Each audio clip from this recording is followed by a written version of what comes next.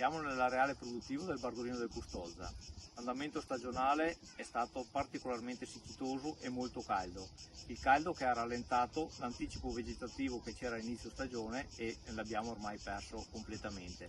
La produzione in queste zone, fornite per fortuna di irrigazione, è comunque regolare e nella media per il momento. Per quanto riguarda la qualità delle uve, direi che è molto buona, non ci sono state particolari avversità di tipo sia climatico, appunto a parte la siccità, sia da un punto di vista di patologie varie.